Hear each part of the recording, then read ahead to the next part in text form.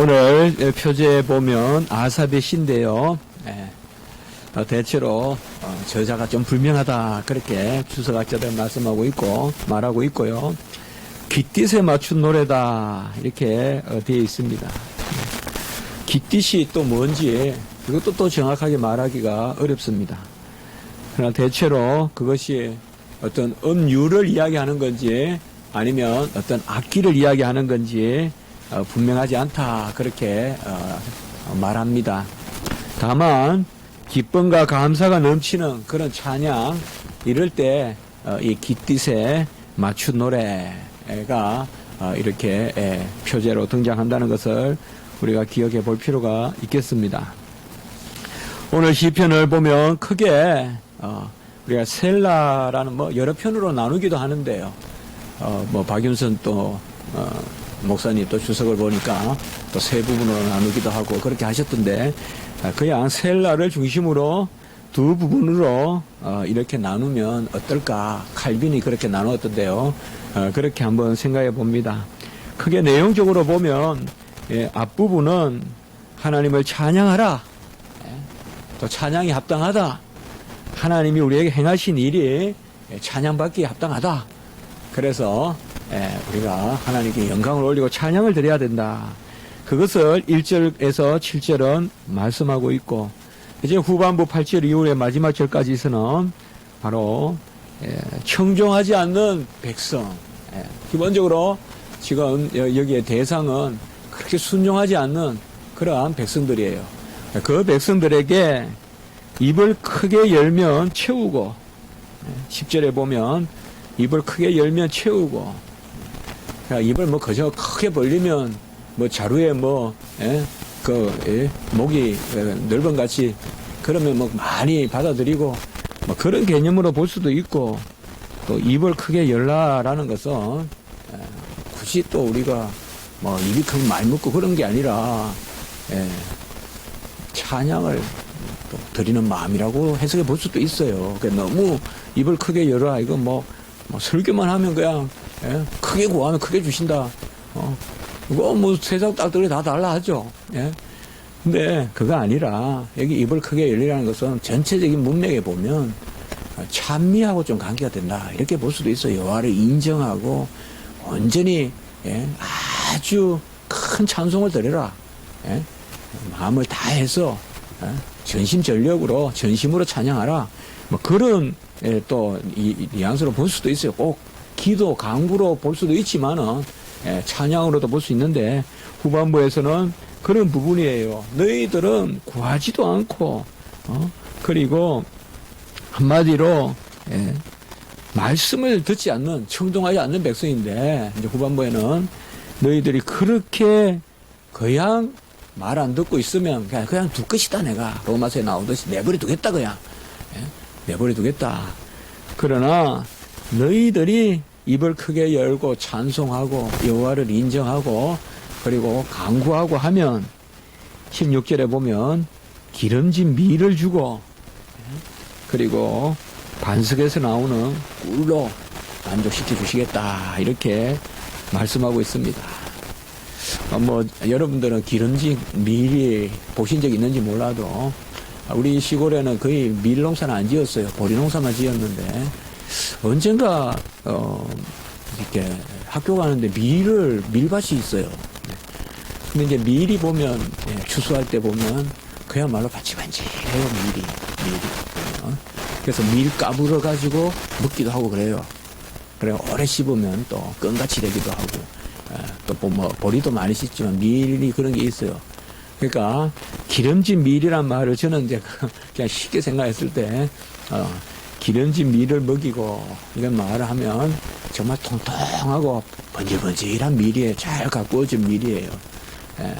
보면 그 싹정이 같은 죽정이 그런 거는 이제 보면 곡식 알이 보면 시들시들해요. 곡식 알이 살이 안 쪄요. 그냥 요렇게 가렴하지. 그런데 기름진 밀을 먹이고 반석에서 나오는 꿀이다. 이것은 그야말로 최고의 꿀이다. 아무나 먹을 수 없는 꿀이다. 바로 옆에서 그냥 취하는 꿀이 아니라 아주 정말 하늘 이슬 같은 그런 가장 맛있는 꿀을 줄 것이다. 뭐 하면 여호와를 청종하고 그리고 입을 크게 열어 찬송하고 간구하고 인정하면 그렇게 하시겠다.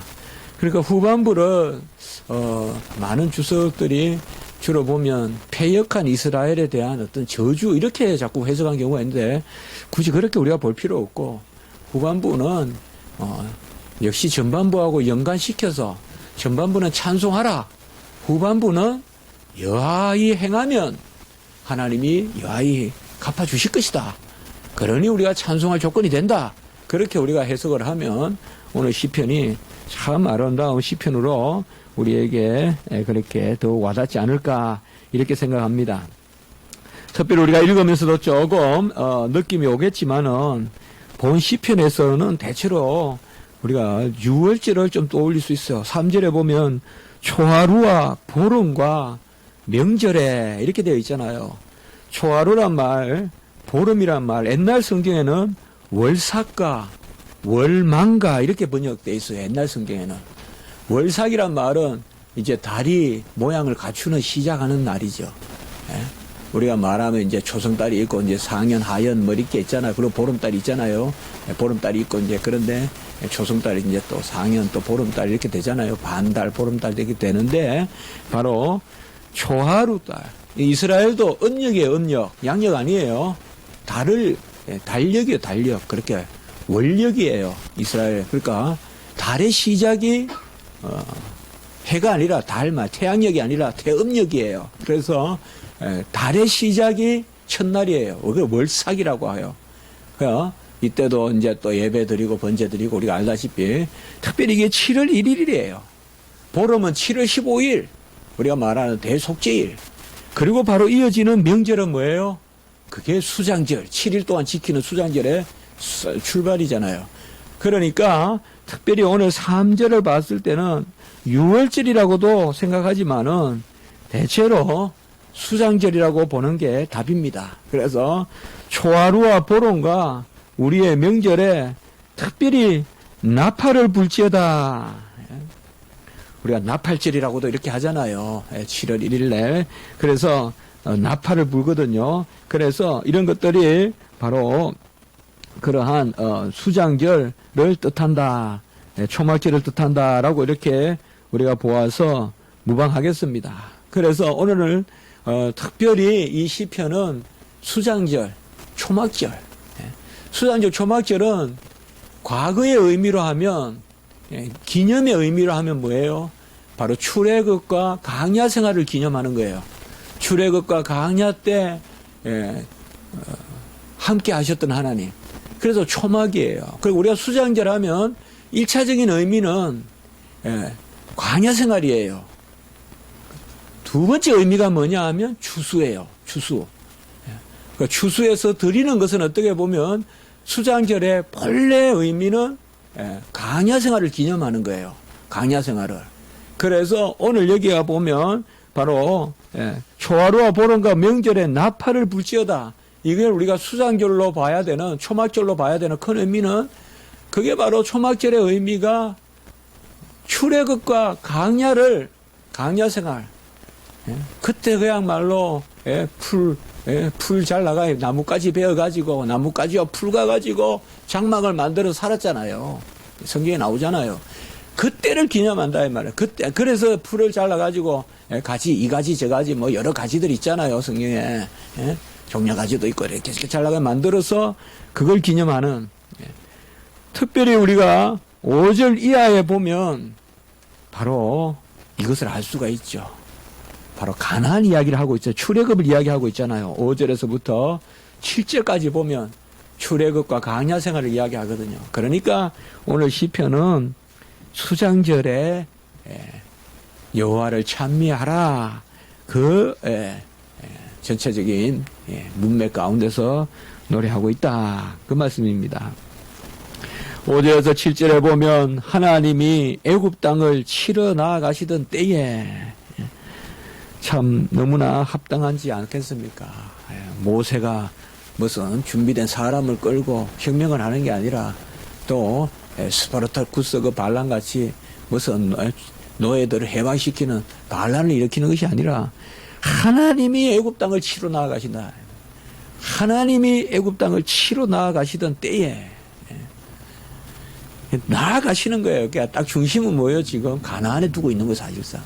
아니면 이제 이스라엘 편에 두고 하나님이 그들을 치러 나아가시던 때에 요셉의 족속 중에서 5절에 요셉의 족속 중에서 이를 증거로 세우셨다라고 이렇게 말씀하고 있습니다. 우리가 아실 것은 유다 지파가 왕이 나오고 구속사적으로는 예수님이 유다 지파에서 나오지만은 사실상 이 다윗이 왕이 될 때까지는 요셉 지파가 중심이었어요. 번영이라든지 이스라엘에서. 그렇기 때문에 특별히 요셉은 우리가 알다시피 애굽에 내려갈 때 이 요셉 지파, 그때 보면 요셉 지파 중심으로 말씀이 전개되잖아요. 그래서 에브라임, 머나세, 축복하는 기도 이런 것도 보면 요셉의 계대가 중심으로 내려오거든요. 이때만 해도. 그래서 바로 그거예요. 그러니까 요셉 족속 중에 이를 증거로 세우셨다. 무슨 증거로 세우셨느냐? 여러 가지 생각해 볼 수 있지만은 바로 찬양의 증거로 세우셨다. 감사할 조건을 베푸셔서 그래서 하나님이 친히 애굽에 내려가셔서 찬양하게끔 그들에게 증거로 세워주셨다. 여기 요셉은 이스라엘 백성이네. 요셉부터 쭉 내려가서 70인이 내려가고 이제 200만이 되는 그 이스라엘 백성의 증거로 세워주셨다.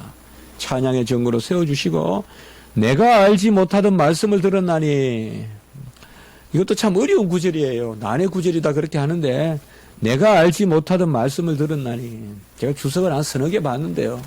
여기에 내가 알지 못하던 말씀이라는 것은 다른 게 아니라 이스라엘 백성이 까먹었다. 오랜 강야 생활, 노예 생활에 여호와의 음성을 잊어버렸다. 여기 지금 내라고 1인칭을 쓰는 게 지금 6절에도 그렇지만은 이스라엘 백성을 뜻하거든요. 그래서 이스라엘 백성이 알지 못하던 말씀을 들려주시더라. 그렇게 주석하는 경우도 있고 또 애굽 백성이 알지 못하는 음성으로 이렇게 또 주석하는 경우도 있고 아니면 애굽 사람들의 말을 이스라엘 사람들이 못 알아들었다.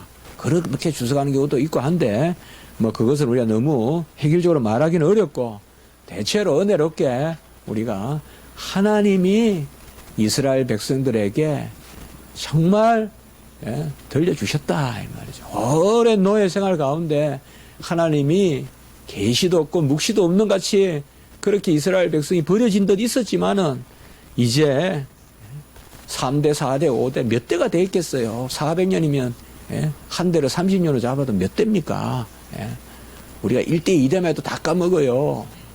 1.5세대만 돼도 한글 못 써요. 미국 가보세요. 이스라엘 백성이 몇천 년 동안 히브리어를 안 까먹고 산다는 게 얼마나 대단하다는 거. 우리 교포 생활 하는 거 보면 알아요. 뭐 훈민정음 좋아한다 그래도 세컨 제너레이션만 돼요. 서드 제너레이션 다 까먹어요. 아무도 몰라요. 우리 뭐 한글. 부자징을. 교포로 가도 대화가 안 돼요. 안 그럴 것 같죠? 저는 그거 많이 지켜봤어요. 디트로이트에서. 아버지가 자식을 못 혼내요. 말이 안 통해서. 이런 일이 어디 있나 싶죠? 우리가 그렇게 사실 주체교육 이런 걸 못 시키고 있어요. 어디 가면. 우리나라가 그런 건 좀 생각을 해야 돼요, 사실. 왜요? 모국으로 키워야 되거든요, 아이들은. 그래야 어머니의 존재를 알거든요. 부모의 존재를 알고. 그런데 아이들은 그냥 외국어로 자라고 부모는 그냥 모국어 유지하고 자, 여기도 그럴 수 있어요. 사실상 이스라엘 백성을 탓할 수가 있겠어요. 뭐 노예가 뭐예요? 해 뜨면 일하고 해 지면 자고 그게 노예 아니에요. 해 지면 못 움직여요. 노예들은 그냥 자는 거예요. 그냥 짐승이에요. 한마디로. 무슨 이 사람들이 뭐 말씀을 뭐 그런 거 생각할 필요 없어요. 아무것도 없는 사람이에요. 그냥 언약만 있어요, 언약만. 그것도 그들이 알고 있는 거 고백해서 있는 게 아니라 하나님의 약속만 있는 시대예요. 그러나 하나님은 신실하기 때문에 때가 되어 그것을 다시 들려주시는 거예요. 그래서 알지 못하던 말씀을 들었나니 그들이 그것을 듣고 6절에 보면 어깨에서 짐을 벗기고 손에서 광주리를 놓게 하셨도다. 어깨에서 짐을 벗기고 이것은 지금 이스라엘 백성의 노예 생활을 해방시켜 주셨다는 거예요. 비돔 나한세 국고성을 짓잖아요. 저도 비돔 나한세 가봤거든요. 뭐 아무것도 없어요. 그냥 큰 돈만 있고 한데 그래도 여기가 이제 이스라엘 백성이 확실히 고센 땅하고는 많이 멀어요. 본래 고센에 정착했잖아요. 고센은 비옥해요. 가보면 꼭 열대 정원 같아요. 제 느낌에는 일부러 막 물을 줘가지고 큰 그냥 열대 식물을 가까 놓은 것 같은 그런 분위기예요. 고센 땅은 막 부쩍부쩍 커요. 아주 커요. 그런데 비돔 나한색은 가면 완전히 사막이에요. 그러니까 처음에 이스라엘 백성이 애국 갔을 때는 턱대우를 해준 거예요. 턱대우를. 좋은 땅에서 살게 한 거예요. 고센 땅. 우리가 일반 문화사에서도 고센 땅은 최고의 델타예요. 삼각지 중에서도. 우리가 배우잖아요. 최고의 델타 삼각지가 바로 고센 땅이거든요. 그게 아니고 이제 뭐예요? 요셉을 모르는 왕이 이제 등장하고 바로가 등장하니까 이스라엘 백성이 핍박하잖아요. 그래서 아예 그냥 그때부터 사실 이제 유대인들이 세계사적으로 핍박받는 일이 시작되잖아요. 가는 데마다 핍박받잖아요, 유대인들이. 근데 이제 어떻게 핍박합니까? 그냥 아무것도 안 주고 그냥 집을 주워다가 벽돌을 만들어라는 거 아니에요. 그 한마디로 이제 노역을 시키는 거죠. 그것을 짐을 벗기고 강주리를 놓게 하셨다. 여기 강주리는 가일 강주리가 아니라 번역은 이렇게 됐지만은 흙을 나르는 흙더미를 나르는 그 강주리라고 그렇게 주석되어 있어요. 그래서 흙을 이기려면 먼저 채취해야 되잖아요. 진흙을.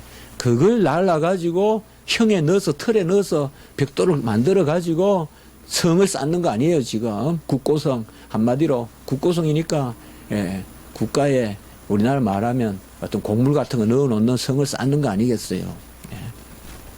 그것에서 자유롭게 했다. 지금, 이스라엘에서 은혜를 이야기하는 거예요. 그리고 7절에 보면 내가 고난 중에 부르짖음이 여기서 내가라는 말은 이제 이스라엘 백성이 고난 중에 부르짖으니 이것도 우리가 잘 아는 말씀이 있죠. 출애굽기 3장 7절에 보면 여호와께서 이르시되 내가 애굽에 있는 내 백성의 고통을 분명히 보고 그들이 그들의 감독자로 말미암아 부르짖음을 듣고 그 근심을 알고 옛날의 성경에는 이게 간역자의 고통으로 말미암아 부르짖음 이렇게 돼 있어요. 옛날에는 간역자.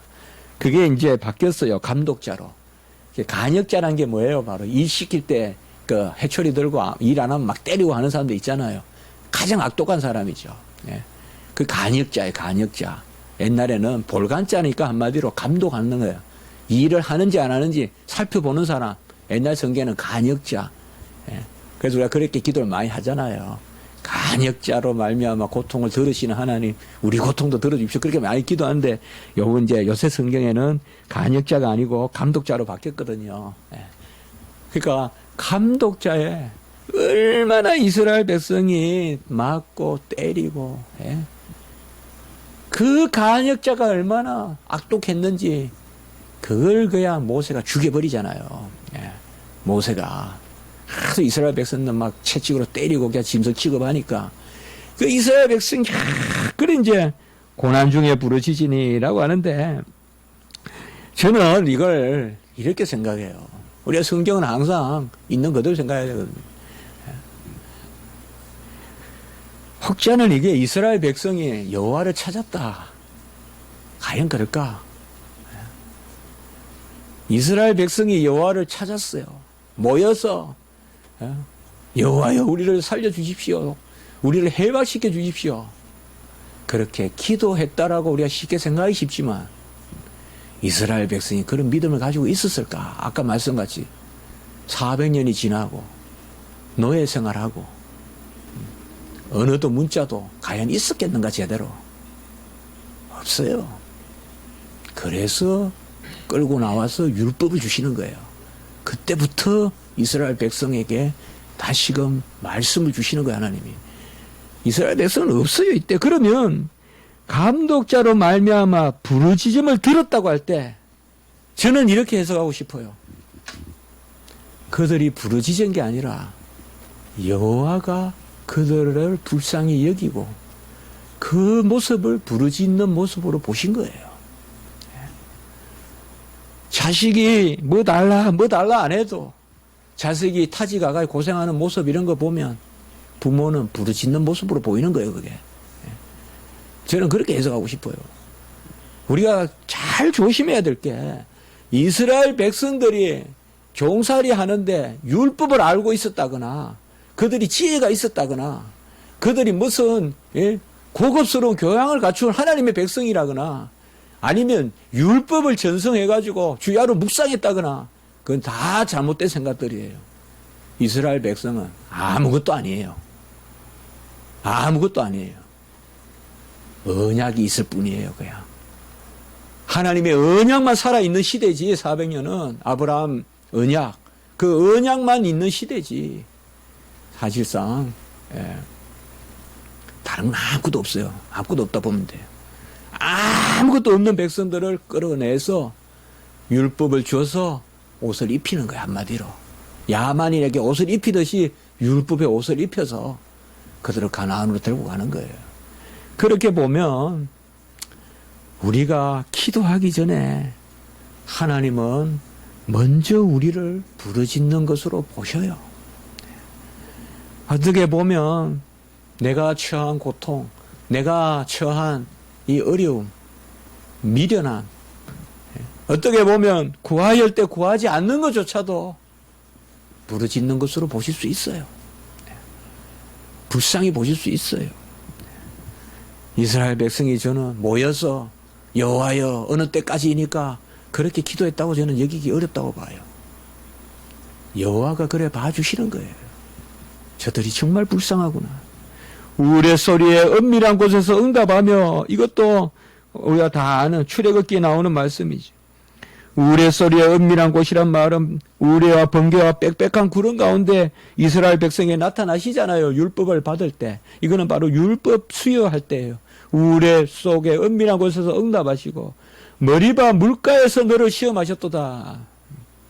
머리바 물가는 알다시피 우리가 바로 물이 없다 있다라고 해서 머리바란 말은 다툼이란 뜻이잖아요. 그래서 맞사라고도 하잖아요. 다툼. 그래서 맞사 머리바라고 하잖아요. 그래서 이것도 바로 그걸 이야기하고 있습니다. 머리바 물가에서 너를 시험하셨도다. 여러분들 다음에 그 강야, 여기는 이스라엘 아니에요 지금. 그런데 소위 성지순례 가면 여러분들이 이런 곳도 가보셔야 돼요. 여기는 이스라엘 아니잖아요 지금. 오늘 하면 이집트 땅이잖아요 지금. 그렇죠. 머리바 이런 데요. 그러니까 가나안 들어오기 전에 이제 곳이잖아요. 저번에 테러 났던 곳이 바로 그곳이에요. 관광 갔다가 바로 이쪽 지역이에요. 딱 보면 알아요. 가다가 이쪽 지역이에요.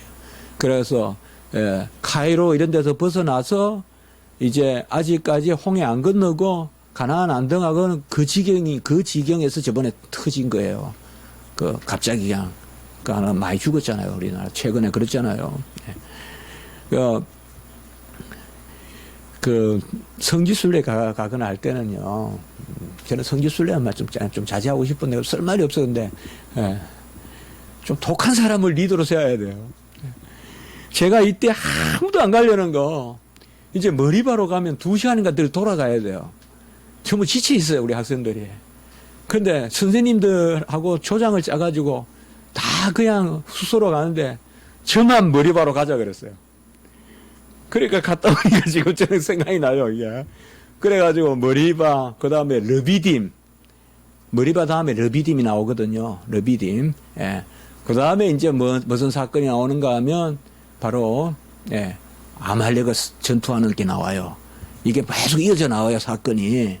근데 그러니까 저는 이제 최고 제가 어제도 우리 집사람한테 무슨 이야기하다 그 이야기했는데 최고 가서 죽기 전에 하루라도 살고 싶은 데가 이 머리바예요, 제가. 르비딤. 이때가 어두컴컴할 때 갔는데 정말 물도 없고 강야인데 근데 그렇게 아름다운 거예요, 제 마음속에는. 근데 여기가 그렇게 많대요. 수도원이 많대요, 지금은. 그러니까 본래 옛날에 보면 수도원의 출발이 나일강가에서 수도원이 출발됐잖아요. 안토니, 그렇잖아요. 거기 아다나시우스가 그 안토니 생애에 대해서 썼잖아요. 바로 그 지역이거든요. 그러니까 거기서 너를 시험하였도다. 그러니까 이 말씀이 이제 보면 지금 특별히 무슨 말인가 하면 너희들이 나를 믿는가 안 믿는가 시험하였도다. 그래서 모세하고 다투게 하고, 근데 결국은 그들이 물이 없어서 다투고, 근데 하나님이 이제 물을 주시잖아요, 궁극적으로. 그래서 오늘은 바로 그 부분이에요. 이 수장절 초막절에는 하나님이 우리에게 베푸신 것을 기억해야 되는데, 우리가 스데반의 설교도 그렇고 오늘 시편도 그렇고 보면 이스라엘 백성들이 우리가 꼭 하나 배워야 될 것은 하나님이 행하신 것을 기억한다는 거예요. 우리는 오늘날 성찬으로 십자가에 돌아가신 주님을 기억하지만, 그래서 이 신앙생활에서 아주 귀한 건데 이 기억 가운데 오늘 1절에서 3절에 보면 여호와를 찬양하라 그렇게 말씀하고 있어요. 우리의 능력이 되시는 하나님. 이것도 금방 우리가 말씀이 떠오를 수 있죠. 그 제가 찾아봤어요, 금방. 출애굽기 15장 6절에 보면 모세의 노래가 있죠. 출애굽하고 난 다음에 홍해 건너고 난 다음에 모세가 노래한 곳이 있잖아요. 출애굽기 15장 6절. 여호와여 주의 오른손이 권능으로 영광을 나타내시리다. 여호와여 주의 오른손이 원수를 부수시나이다. 그래서 오늘 1절에도 우리의 능력이 되신 하나님, 이것도 잘 기억하는 거예요. 이 아삽이 시편 기자가 말씀을 기억하면서 이 시편을 쓴 거예요, 지금. 이거는 모세의 노래를 우리가 떠올려 볼 수 있다 이 말이죠. 전능자의 손, 그 전능하신 하나님을 향하여 기쁘게 즐거이 소리치고, 같이 합니다. 기쁘게 즐거이 소리칠지어다. 기쁘게 노래하고 즐거이 소리칠지어다 라고 이렇게 말하고 있습니다. 기쁘게 즐거이란 말은 전심으로입니다. 기꺼이 나 자신을 기쁘게 드린다. 기쁘지 않다는 것이 뭐냐? 내게 남아있다는 거예요.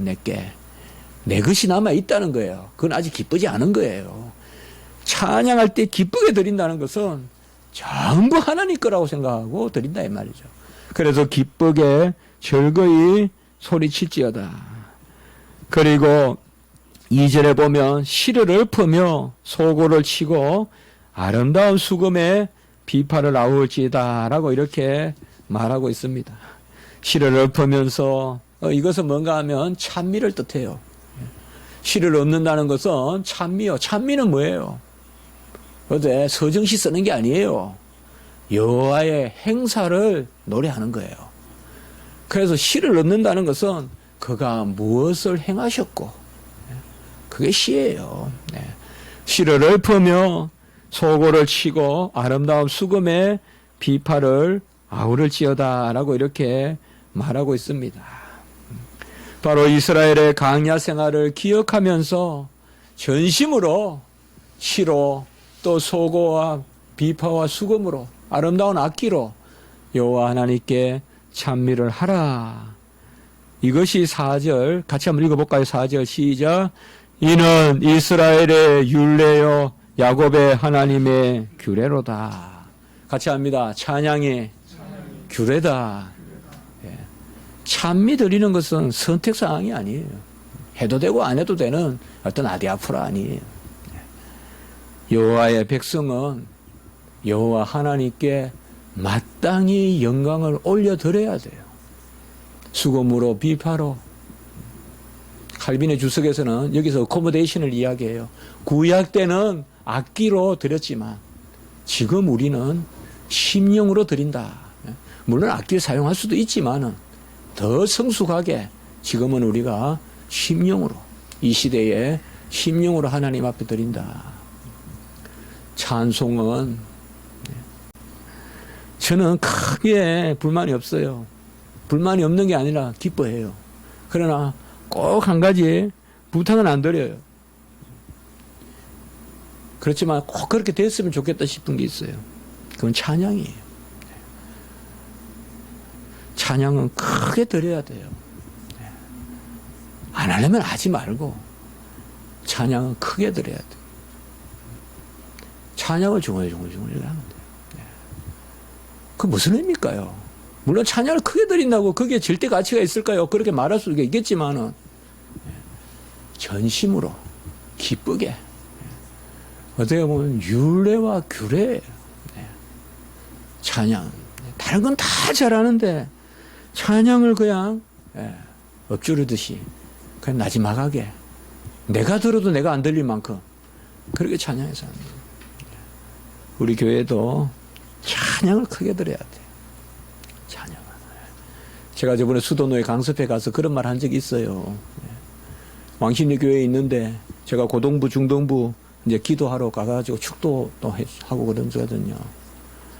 그러면 고동부에 보면 학생이 많이 줄었죠.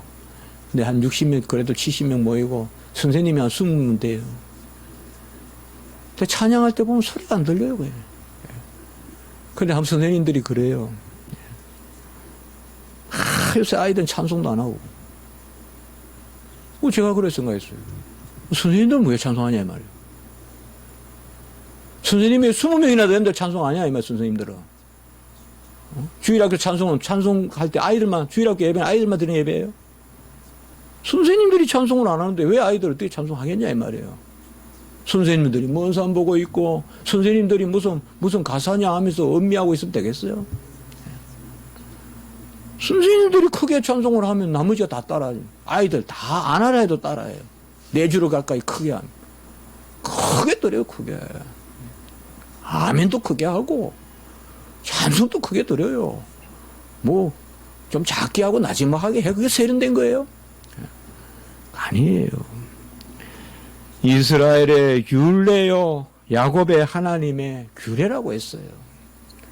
저번에 말씀드렸죠. 시편에서는 이스라엘, 야곱 이렇게 두 개가 나올 때 이게 아주 중요한 의미를 갖는다. 바로 특별히 이스라엘과 야곱이 나올 때 하나님께 의뢰하고 하나님과 씨름하고 하나님이 갚아주시고 임마누엘, 그럴 때 이렇게 두 이름을 쓴다. 시편에 자주 나오거든요. 이스라엘의 하나님, 야곱의 하나님. 물론 다른 곳에서도 나오지만 오늘 후반부는 바로 이런 것입니다. 바로 이러한 찬송 가운데 있어야 되는데 8절에 보면 그것을 말하고 있습니다. 쉐마, 내 백성이여 들으라. 내가 정언하리라. 이스라엘이여 내게 듣기를 원하노라. 라고 해서 아주 간절하게 이렇게 말씀하고 있습니다. 아주 숨어 있는 것 같지만은 아주 강한 표현입니다. 내 말을 들으라. 내가 정언하겠다. 여기에서 들으라는 말은 교훈도 되고 권면도 되고요. 이스라엘 백성이여 들으라. 첫 번째는 9절에 보면 뭘 하란 말이냐 하면 다른 신을 두지 말고 이방에 절하지 말라. 유일하신 하나님 우상을 섬기지 말고 다른 이름을 망령되이 부르지 말라. 제1에서 3계명까지가 여기 나오는 말씀이라 볼 수가 있어요. 그리고 10절에 보면 나는 너를 애굽 땅에서 인도하여 낸 여호와 내 하나님이니, 이것은 우리가 알다시피 그저 출애굽기에 나오는 말씀이잖아요. 10계명이 우리가 매주 완성하는, 매주 우리가 새기는. 그러니까 시편 기자는 한마디로 구약 성경을 통달한 사람이에요. 스데반도 그렇고 바울도 그렇고. 그러니 입만 열면 이스라엘 역사가 쭉 튀어나오는데 그게 이스라엘 역사 어떤 설화가 아니라 말씀이에요. 그게 바로 기독교예요. 기독교는 역사가 말씀이고 말씀이 역사예요. 말씀을 암송하니까 그대로 이렇게 고백이 되는 거예요. 그대로 오늘 성경 보면 다 출애굽기 다 우리가 금방 알 수 있는 말씀들이 그대로 다 새겨져 있어요. 입을 크게 열라 내가 채우리라 라고 이렇게 말했습니다. 시간이 많지 않기 때문에 입을 크게 열라 세 가지로 생각해 볼 수가 있어요. 첫째로는 아까 말씀했죠. 저는 찬미를 먼저 이야기하고 싶다 이거죠. 먼저 입을 크게 열고 하나님을 찬미하라 이 말이에요. 찬미하라. 두 번째가 뭐냐? 간구하라. 우리는 주로 간구를 먼저 이야기하는데 오늘 전체 시편 콘텍스트에서 문맥에서 봤을 때 바로 입을 크게 열라라는 말은 분명히 먼저 그를 즐거워해라. 소고치고 수금으로 비파로 큰 소리로 여호와께 찬미 드려라. 그 가운데 두 번째로 간구하라. 그리고 입을 크게 열라 내가 채우리라 라고 한 것은 세 번째는 수납이에요. 받아들이라 이 말이에요. 여러분 받아들일 마음이 없이 간구하는 사람들 많아요. 우리 기도 한번 체크해 보세요. 말만 하나님 앞에 해달라 하지 받아들일 준비는 안 돼 있어요. 정작 하나님이 너 이 길로 가라라고 하면 전혀 그 부분에서 생각 안 해보고 있어요. 그래서 기도가 간혹은 두려울 수도 있는 거예요. 하나님 앞에 구하는 거의 의미가 뭐라는 것을 우리가 정확하게 알고 기도해야 되거든요. 주야 주의 종되게 해주십시오. 주의 일 감당하게 해주십시오. 너는 네가 원하는 것이 무엇인지도 알지 못하는도다. 우편 좌편 앉혀달라 기도는 하는데 너는 네가 원하는 것이 뭔지도 알지도 못하는구나. 우편 좌편 앉는다는 게 뭘 의미하는지 아냐 네가. 거기 어떤 채찍이 기다리고 어떤 죽음이 기다리고 어떤 고난이 기다리는지 아냐 지금. 하나님 나라의 우편 좌편이란 뜻이. 그건 그거거든요. 입을 크게 열라는 것은 같이 합시다. 세 가지. 첫째로 했습니다. 찬미, 간구, 수납. 이게 입을 크게 열라. 너무 기복적으로 우리가 내 입을 크게 열라 막 가는 데마다 입을 크게 열라 그랬는데 그게 아니라 찬송하고 그 가운데 진심으로 하나님께 구하고 구한다는 것은 내가 하나님이 행하시라는 대로 하겠나이다. 우린 주로 구한다 이라면 무슨 채우는 거 나한테 좋고 하나님 걸 무슨 하나님 걸 내 것으로 옮기는 거 이렇게 생각하지만은 사실상 구한다는 건 뭐예요? 내가 하나님이 일을 하는 것이고 하나님의 뜻을 받아들이는 거잖아요. 입을 크게 열라. 제가 설교 때 에바다 설교할 때 그걸 강조했죠 저번에. 입이 열리기 전에 귀가 열리라. 귀가 열리고 입이 풀어졌다 그렇게 나오지 않습니까? 마가복음에. 그는 본래 입이 둔하고 귀가 기머거리예요. 이 둘 다의 장애를 가지고 있던 사람을 하나님이 낫게 할 때 에바다 할 때는 귀가 먼저 열리고 입이 풀려서 말이 분명해지더라 그렇게 나오잖아요 성경에. 여기도 마찬가지예요. 쉐마이 들어라 듣고 열어라 이 말이에요. 입을 말씀도 안 듣고 하나님의 뜻도 구하지 않고 듣지는 않고 달라 하지 말라 이 말이에요. 그게 아까 말하는 왜 굳이 한 사건을 거기에 복선과 같이 깔았을까요? 그게 바로 머리바 사건인 거예요. 머리바 사건인 거예요. 하나님의 뜻을 생각하지 않고 달라고만 하는 신앙, 다툼이 일어나고 모세하고 그게 머리바 사건이거든요. 오늘 이제 말씀을 제가 맺겠습니다. 뒷부분은 아까 잠깐 봤기 때문에 하나님의 말을 들으셔야 돼요. 들어야 입이 열리지. 안 듣고 입을 열면 그거 다 헛된 거고 쓸데없는 거예요. 먼저 말씀을 듣고 입을 크게 여는데 입을 연다는 의미는 갈렙과 같은 마음으로 맡겨주시면 감당하겠나이다. 바로 찬미하는 가운데 하나님 앞에 구하고 정말 찬미가 없이 기도가 되겠습니까? 한번 생각해 보십시오. 여호와를 전심으로 찬미함이 없이 온전한 간구가 있을까요? 여호와를 전심으로 찬양하는 마음이 없이 온전하게 구할 수 있을까요? 뜻대로? 찬미가 있고 간구가 있고, 진정한 간구는 주의 뜻이면 종이 수납하겠나요? 받아들이겠나요? 순종하겠나이다. 그래서 우리가 오늘 시편은, 그래 아름다운 시편은 그것을 우리에게 노래해주고 있습니다.